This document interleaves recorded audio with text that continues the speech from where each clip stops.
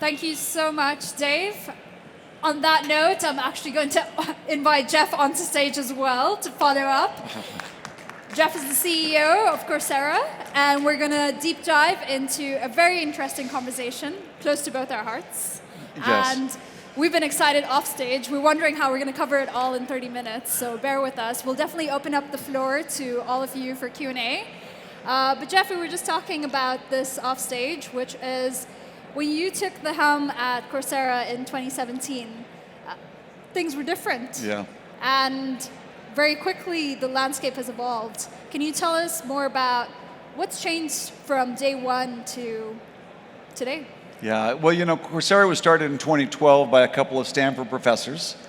And it was really kind of the beginning of the MOOC revolution. It was not the beginning of EdTech, but certainly a new phase of EdTech.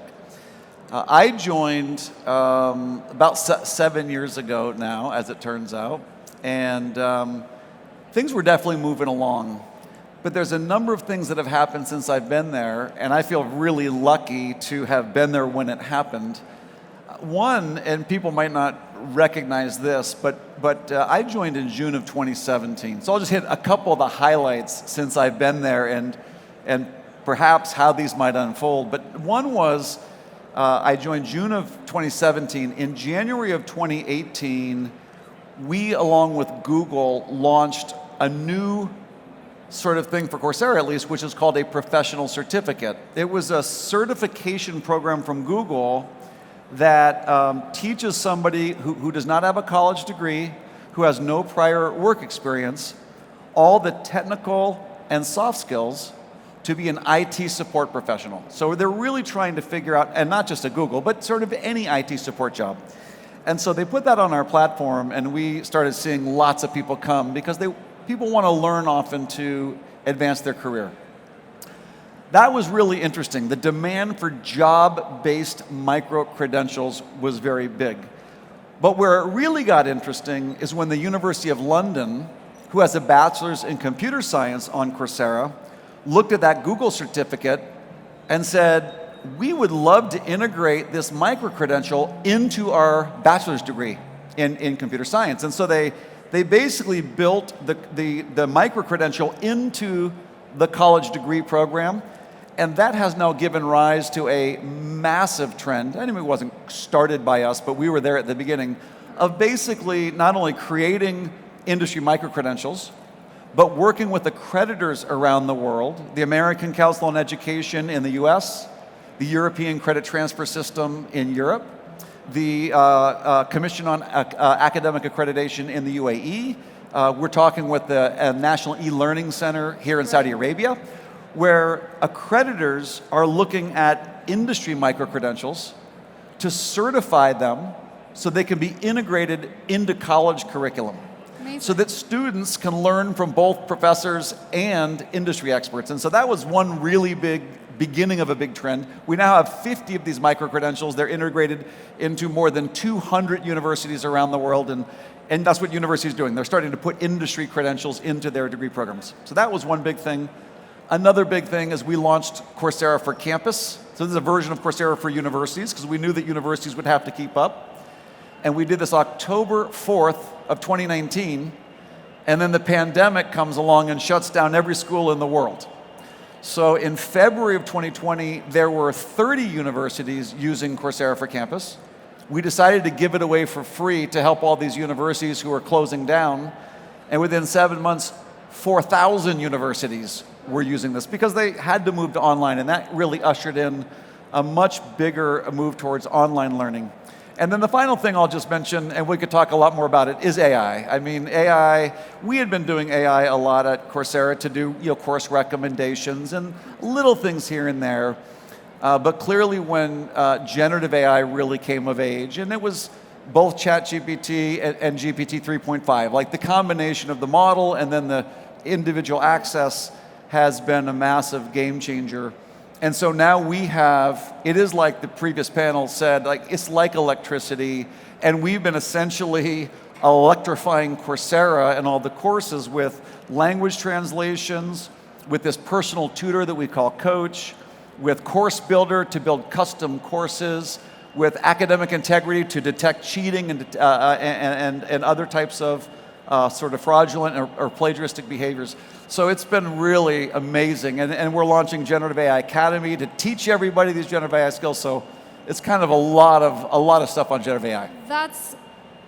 That kind of summarizes why Coursera is one of the leading edtech companies out there, because you are always at the forefront of all of these amazing emerging trends. You're the first to test it, you're the first to put it out there most of the time. And so looking at the stuff that you have already implemented, are there trends that are out there that you're really excited about, that you see others doing, that you see people talking about in the industry and across the board, that you look forward to testing for Coursera, but also you look forward to seeing other startups incorporate into their models? Yeah, you know, to the extent that there are startups in the audience, there's going to be a really good M&A market out there. I believe it will be hard to build big businesses in education. I mean, not impossible. I'm sure there will be many. But a lot of the real value, and it's not surprising, right? When NVIDIA is worth $2 trillion, clearly there's value to having these GPUs that train these smarter models. The people training the smarter models have both, you know, tens of billions of dollars, massive amounts of human talent, and incredible compute capacity. And they're building, you know, they just came out with Cloud 3, and this is now going to be, this is 200,000 tokens of context. The Gemini Pro 1.5 is 1 million tokens of context. These models are getting very, very capable, and they're going to get capable faster and faster. There is so much value being built into these underlying large language models that companies like Coursera, even a big company, we're pretty big, we're not trying to build our own models. These things are so powerful that you'll never keep up with what the big players are doing, and they're going to even be accelerating with all these chips. So what we're doing is we're working with smaller ed tech companies, because what they're figuring out is, there's one company called AutoProctor. Okay. So just as an example of what generative AI can do, and this is the way it's going to happen in many cases, so kind of beware. So step one is that Microsoft and OpenAI developed GPT-4V, right? Basically the multimodal version of GPT-4. This has the ability to not only analyze and predict text, but it has essentially a stable diffusion model where it can analyze and generate pictures. And now you can generate sounds, and everyone's probably seen Sora, which is the new the video generation model from OpenAI, which is incredible. So AutoProctor is a little startup. They have basically built a proctoring solution on top of GPT-4V, where essentially they'll stream the webcam videos, they'll look at a frame every 10 seconds, they'll feed it not to their own proprietary models, they'll feed it to GPT-4V, and basically with a rubric that explains what cheating looks like, they'll say, does it look like this person is cheating, where cheating is they leave the frame, they enter the frame with different faces on the frame, 2 faces on the frame, you hear blah, blah, blah, blah, blah. Well, suddenly, if I were a proctoring company, I'd be pretty worried, because here's what we're doing. We're like, the fundamental value is coming from GPT-4V. That was tens of billions of dollars to build that. Then a little startup says, we're going to wire in that capability for this application. Then a bigger platform like Coursera says, that's super valuable, and because it's so inexpensive, we're going to offer it for free. Now, if you're a traditional proctoring company, and I'm not saying it's going away immediately, but whether it's proctoring or whether it's language translation, there is so much capability in the underlying models that it's going to disrupt companies so fast. Now, if you were Proctor, you might say, oh, I'm not worried about AutoProctor, some little startup. They have to get distribution. But what's going to happen is companies are going to collaborate. It's going to be AutoProctor with Coursera to 140 million people for free. That will be disruptive to many business models. So just one example of how things are going to be changing very rapidly. Are there any edtech startups out there that you're specifically you do personal investing yourself? Yep. Are there some that you're excited about that you see are doing something different? Whether they go into the big leagues or whether they get acquired? Yeah, so here's what we're really focused on is we have certain, we call them areas of focus. So I just published a course on Coursera called Navigating Generative AI, a CEO Playbook. And y'all can take it if you want. It's my best effort to say, like, what do you need to be looking out for? I talk about competition. I talk a little bit about M&A. And what you need to do as a CEO or as a leader of a company is figure out what is the fundamental structure of your business model, and how might generative AI impact every element? How will it impact your supply chain? How will it impact your customer segmentation? How will it impact your core activities? How might you utilize it for your data set? Like, there's a whole systematic analysis of your business model to say, how might generative AI create an opportunity or a threat? And then I suggest that you come up with what we call areas of focus. So we immediately, in January of 2023, said, what are our areas of focus? We said language translation is an area of focus. There's AWS, there's Google Translate, there's this company, DeepL, that has built very, very good models. They just came out with an English to Arabic model that is excellent, and so we've translated 4,200 courses into Arabic using DeepL.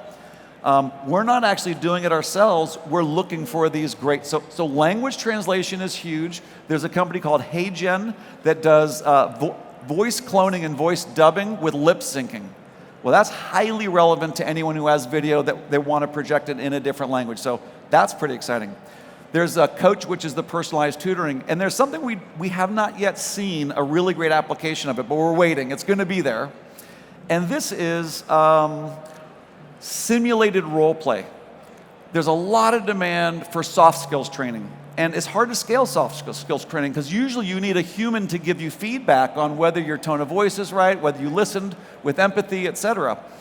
But I think that as these generative AI models get better and better, your ability to simulate in situations of a difficult employee or a termination event or hiring and onboarding, whatever kind of social situation you want to simulate, I think that generative AI will become very good at that. So we have our eyes open for really good role play simulation using generative AI. There's another one that I think, then we have course building. We just launched Course Builder. We could talk about that if you want, but basically the ability to generate new content, including fully structured courses and credential programs. There's a lot there that's really exciting. On the academic integrity part, there's something very closely related, which is skill assessment. Your TNAs. Yeah, that's right. And whether you are a professor trying to assess, does this person really know the material that we've created? We are working on something right now that is, my wife got a PhD. And the problem with ChatGPT is if all you do is you look at the submission, it's hard and getting harder to say, did a human write that or did a machine write that? And so like with mathematics, where you don't just submit the answer, you show your work. What were your thinking steps to show the work? And to some degree we do this because of calculators. It's like, look, did the calculator come up with that or did the human? Well, if you show your work and your thought process, you get graded not only on the output but on the process. For language submission, it's somewhat similar. So when you turn in your dissertation for a PhD, you hand over your paper, and then you have your orals. You have to defend your dissertation. And this is an oral conversation where the board interviews you. They're like, how'd you do this? And they question you. We have a new feature in Coursera where after doing your standard test on Coursera, there's this thing, I think we just lost, integrity check, where the generative AI acts like your dissertation defense committee, where it asks you questions about what you submitted. Why did you choose to do this? Why did you choose this topic? How could you have done this differently? And what might be the weaknesses in your argument? So this idea of this interactive, whether it's role play for soft skills or whether it's like defending your work to show your thought process, it's going to be fascinating where all this goes. That's super fascinating. Obviously, being in the space of ed tech building, we understand this and we get this and we're super excited to test it all out. But there's a lot of, let's say, apprehension. There's a lot of fear of the unknown. Yeah. What does this mean for me when AI steps into the picture? Does that mean that it is a role replacement? Yeah. What are your thoughts on how the world is gearing up for AI? So everyone is adopting AI. In the previous session, they were talking about governments looking at setting up AI infrastructures, organizations creating regulations for AI within their systems. Does everybody need to adopt AI? A lot of big loaded questions, right? So what does that mean for the world of tomorrow? Because that's also going to dictate the kind of skills that the world of tomorrow needs to prepare for. And we know that Coursera has always been big on the future skills programs. So I'd love to kind of like pick your thoughts about that. Right. So I am of the camp that says it's going to have a really, really big impact. And it's very easy to fall into this two camps of it's going to replace every job quickly. And it's not going to replace jobs, it's going to create jobs. Well, yes, it will create jobs. Yes, it will replace certain jobs. But I think what's going to happen is if you think of a job as a bundle of tasks that someone performs, and you say some of those tasks can be automated for certain jobs, and some of those tasks are going to be harder to be automated. Like my daughter is a 4th grade teacher. And when you think about what is the bundle of tasks that a 4th grade teacher performs, well, there's setting up the curriculum, and there's certainly grading papers, but a lot of it is telling Johnny, to be quiet and giving a hug to, a little girl who just fell down and scraped her knee. So I think certain jobs like K through 12 teaching, I don't think, maybe it'll be, the curriculum might be impacted by AI, but fundamentally there is a human component of love and support and mentorship and caring that I think is going to create a huge demand and maintain a huge demand for K through 12 teachers. On the other hand, if you are working in a call center, and if you are essentially receiving questions or issues in language and resolving those issues in language, your job will almost be entirely automated almost immediately. And right now across the world, what we're seeing is call center and customer operations. Those jobs are getting automated very, very rapidly. There are other jobs like computer scientists where they use language too, but it's a computer programming language as opposed to a spoken language. Those jobs are also being changed rapidly because the LLMs, the large language models, are good at writing code. They're getting better and better. But at least according to McKinsey, what they're saying is that unlike a customer support representative, the value of new code being written is so high that a more productive software engineer is going to increase demand for software engineers. So some jobs, the whole job will be probably automated. You got to find a new career. Other jobs, it probably won't be automated. Some jobs will be automated, but it'll be so valuable that people will want more of those jobs. It's going to be a blend of things, of the human skills and the technical skills, but it's going to affect companies, businesses, campuses, and individuals across the board. Hopefully in a manageable I hope it's going to be manageable. There was just a tweet, someone tweeted out this morning, I just heard it from my team because we are trying to keep our pulse on everything. Apparently there is a rumor going around that OpenAI maybe, I'm spreading rumors here, but maybe already has AGI, artificial general intelligence, and that they're thinking of a timetable of 2027 to put it into the world. We've definitely heard Sam Altman say that they are slowing down the release of what capabilities they have because society isn't ready for it yet. And if you look at the amount of compute being bought by the companies, by Meta and Microsoft and Google especially, from NVIDIA, these guys are going to be training ridiculous models. And then I think it was Cloud, their models have been getting a lot better using synthetic language. They're generating language to train the models, and so there might even be techniques to relieve some of the constraints on what it takes to really generate more capable models. So I would not count on this slowing down anytime soon. That's incredible. So if you look at it that way, students today who are getting into development, they probably need to kind of rethink where they want to be putting their time and focus. Yep. But at the same time, from an individual adoption perspective, there's a term that gets thrown around a lot called prompt engineering. Uh-huh. And I'd love to kind of understand from your perspective, what is the best way for someone to really adopt prompt engineering? Ourselves, everybody uses ChatGPT at the office for different things. We realize that some people are better at it than others. Yeah. And that got us to question why. And then we realized that the way that we're talking to ChatGPT makes a difference. Yes. And they joke about it in the office because I'm really courteous to ChatGPT. I do throw in a lot of please and thank yous in there. I do and too. they're like, oh, when the robots take over, they're going to spare you. That's right. But really, prompt engineering, what does that really take? Like, what is the best way to go about it? Are there resources out there? Should it start at a school level? Should it start at a university level or at a employment level? Where does it go? These large language models, it's going to be really interesting, at least from my personal use of this and what I've read. In my course for CEOs, there's a 45-minute section, it's called a lesson, called Using Generative AI as Your Thought Partner. And it's really not specific just to CEOs. A lot of folks, I think, the natural inclination for a lot of people when they first use ChatGPT is to see, like, can I use this instead of Google? Like, they use it as a search engine. And that's fine, it's getting better at that, because what it could do is do a search of the web, get the pages. It's called retrieval and generate, basically. So they retrieve the documents and they use generative AI to kind of summarize them. It's pretty good at that. But what's really, really powerful, especially when you put in the context of the document that you want to understand or analyze, is to use it as a thought partner where you'll ask it to analyze text or to synthesize text or to explain something or to combine two ideas or compare two ideas, to integrate two ideas together and synthesize them so that you can then filter and decide what you really want.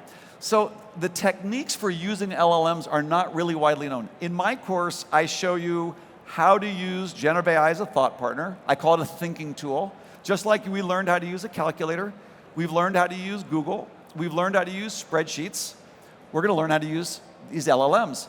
And there are definitely better and worse ways to use them. But what's interesting to me is if you don't invest your own cognitive effort into the interaction, it's very easy to just get lazy and ask the LLM to do the thinking for you. This could be very problematic. It hallucinates, and they really do hallucinate, but B, like not going to the gym, like we all have cars, and so we don't have to exercise. It's unhealthy to not physically exercise. It's unhealthy to not use your brain. So the idea is when you use these, you really want to debate and interact and write the right kinds of prompts. You're exactly right. So there's a little 45-minute version in my course called How to Use Generative AI as a Thought Partner. There's a 5-course specialization. It's about 50 hours. If you want to become a professional prompt engineer, Vanderbilt University has a specialization on Coursera. It was reviewed by the Wall Street Journal. The whole article in the Wall Street Journal was about prompt engineering. And she started, this was Joanna Stern, and she's like, hey, you can make a lot of money becoming a prompt engineer, but how do you become one? And I didn't even know she was going to do this. She went to Coursera, she got this specialization, and then she reviewed it, and she said, this is so good for Coursera. She said, anyone who wants to become a prompt engineer, I highly recommend this certificate program from Vanderbilt on Coursera, because it goes through all the steps to do just what you're saying. So you could do something for 45 minutes, you could do something for 45 hours, depends on how deep you want to go with it. But the learning is now out there. Yeah, and I mean, they call them AI whisperers now. Yeah, that's right. Yeah. and that's definitely, I guess, a job role that people are actively looking for because it curates content. It's about being able to edit things down, to be able to strategize and structure. On that note, I mean, coming back to the kind of solutions that we're putting out there in the edtech space, especially as you're curating content and you're creating content for the future skills. Mm-hmm. Our startup focuses on edtech with a femme-based lens. And we curate content towards executives and entrepreneurs that are able to receive more representative and relatable content that is specific to the scenarios that they could be facing in their markets, that is not necessarily represented by a cookie-cutter program that could be out there. Is there something that Coursera is doing to be able to cater to these, let's say, more micro needs of the learners? Yeah. Well, especially when we talk about women and learning, we've learned a lot of lessons at Coursera over the years. And I'll give you just a sampling. There are lots of them. A major one has to do with representation. So we've done a lot of statistical analyses that show, especially in STEM courses, if there is a woman teaching the course, then women taking the course are much more likely to not only enroll in the course, but to persist in the course, like by a significant margin. Another thing that we learned, one of our employees got her PhD. She just defended her dissertation on gender-based online learning interventions.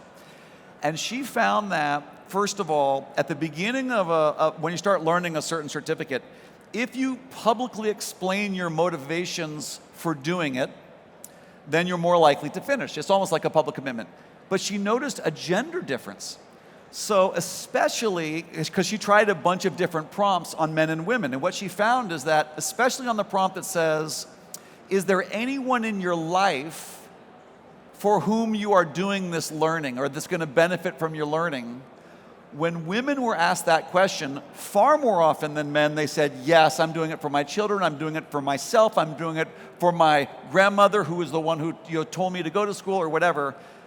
When you ask that question, they're far more likely to say, yes, I am doing it for that reason. And when they publicly state that, their completion rates are much, much higher. Another thing is domain. So we had a bunch of professional certificates on Coursera. It started, as I mentioned, with Google IT. And then we had a bunch of IT-related ones, IT, cybersecurity, things like this. But then Google came out with UX design and project management. And then Meta came out with social media marketing. Now, I'm not saying why there might be a gender difference in terms of what kinds of content and jobs people pursue, and I'm sure there's a lot of bias and a lot of other systemic issues with why.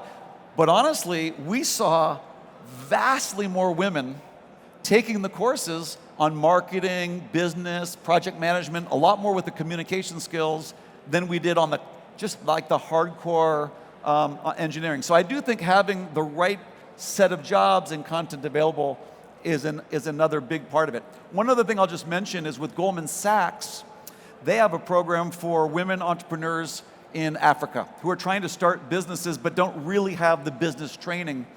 They had this program before Coursera, but they decided to really improve their reach. They're going to put on I think it's 6 courses, a 6-course specialization for women in Africa to learn how to start a business.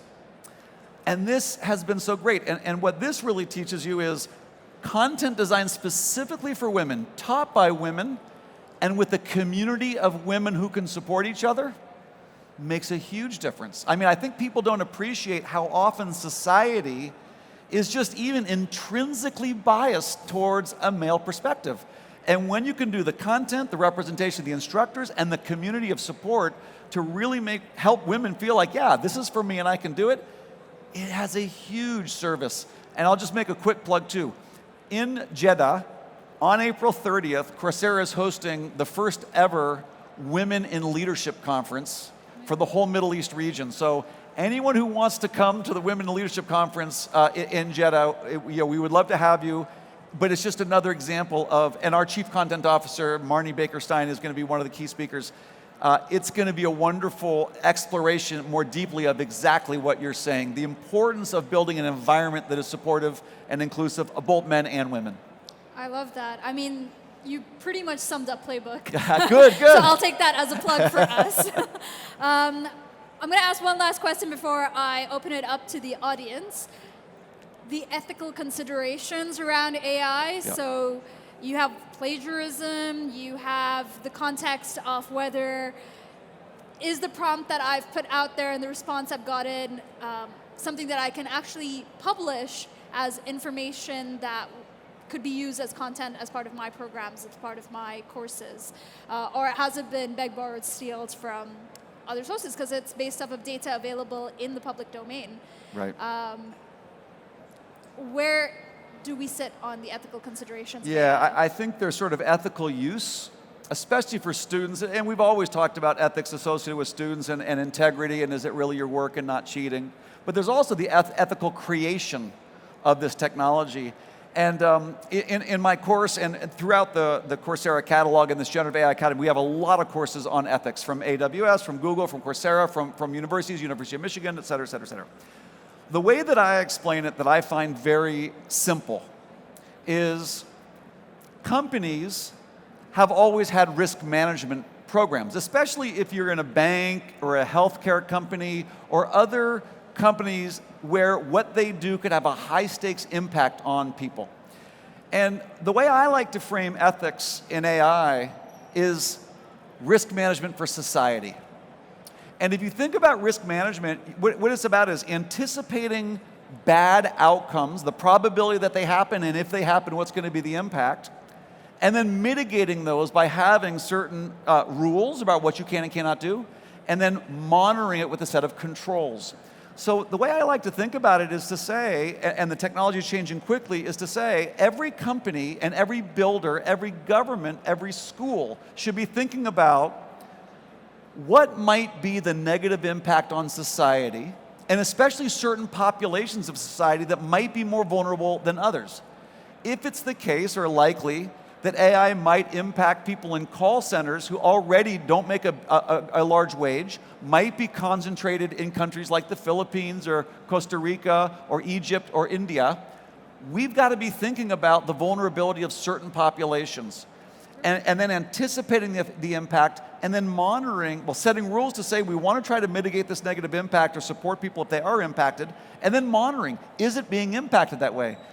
I think one of the most important things that governments can do is hold the builders and the users accountable for the impact of what they're building and how they're deploying it. And say, look, if you are impacting certain populations in society in a really negative way, you will be held accountable. So you want to create some rules to prevent that from happening. I think you also want consequences against the perpetrators if it does. I think this is incredibly important. And on that note, I'm going to open the floor to questions for Jeff. Is there anyone that has a burning question or thought that you'd like to raise? Yes, there's a gentleman at the back. Can I just say before we do that, we're going to have 1 million questions as well. Before we do that, give a massive round of applause for this session. It was amazing. I could listen for hours. Really, really good. Thank you. Okay, we've got a question over there. Hello, my name is Ravi. Just wanted to ask, how do we, or how do you think that the bias with respect to the LLM, what we already see, when it comes to education, how do you see that that's going to be addressed? Yeah. Well, when it comes to bias, I think there's a lot of different forms of bias. I think what everybody really struggles with is the bias in language. I personally worry less about than the bias in imagery. And by the way, let's talk about intentional manipulation and misuse to create misinformation. Like, let's just say that's just, needs to be regulated and penalized and against the law and things like that. But let's talk about sort of unintentional or unconscious bias. In language, I worry about it a little bit less because, at least in the learning domain, there are pretty good standards around what is the right way to approach and to talk about certain topics. Visual representation is a little bit different, especially of a person. I mean, if you're going to give an example of a person, unless you have like a group of people, the person's going to look like something. They're going to be gendered. Generally, they're going to have a skin color. Generally, they're going to have an age. And so I think there's a particularly tricky thing in bias when it comes to image generation of humans. Because if a young person or an older person sees a doctor, we are wired to look at the person and either identify or not identify with that's what a doctor looks like, or that's what a physician looks like, or this is what a teacher looks like, or this is what a scientist looks like. I think that's a really hard one because ultimately you're going to have to pick somebody to represent it. I would suggest that generally trying to stay away from very sharply typified visual images and then mixing them so that you have a plurality of people would be important. But again, I would say that the key thing is anticipate the bias, anticipate the impact of the bias, mitigate in the design and rules of how you can use the models, try to mitigate the impact of the bias, and then monitor the impact and change the rules as you see them. I mean, but you're going to have to just stay on top of it because it's changing so fast. Hey Jeff, great to hear your talk. I'm running a company in focus on underserved youth, trying to get them more connected with jobs. And what we've seen obviously over time is that capitalism is built so that value reaches only the ones who have more value already. Yes, yeah. So in our view, we are looking at high potentials from all over the world. We started in Palestine and now we're in Jordan, going to Lebanon, Turkey, etc. And we see AI as the biggest friend or the biggest foe. If we use it immediately and well, then we can actually activate so much talent coming from these parts of the world. And if we don't, we're actually just going to perpetuate what's going on, which is more and more differences in society and inequality. How can Coursera help me in my journey implementing, helping these people out? Thank you. I love the question, and I think you're totally right. I share your view almost exactly. What we can hopefully do, what we're planning to do and what we're trying to do is to make sure first that learning is accessible. Like make sure that anyone, anywhere can get education from high quality sources that is relevant to economic opportunities. So the idea that you don't just learn anything, but you learn things that are more likely to set you up to be valuable to an employer. In terms of access, part of it is connectivity. I mean, governments are going to have, all the MCITs in the world are going to have to lay all the plumbing or get the satellites to make sure broadband is available. This is coming along nicely. The ITU, the International Telecommunication Union, has said, we have made tremendous progress at the MCIT here in Saudi Arabia and around the world in getting the broadband. Like, that's coming along nicely. At that point, then there's language accessibility. AI is completely changing the game on language accessibility. We have translated 4,200 courses into 21 different languages. For the most part, language is no longer an issue. The fact that you can learn remotely means you don't have to be near a university, you don't have to be in a wealthy city or a wealthy country to get access to world-class learning, so that's huge. There's the economics of learning, so you want to make sure you can make it affordable. Governments help with that. In terms of this interaction and the ability to develop minds, I do think this personalized tutoring that can go at the pace of the learner is huge.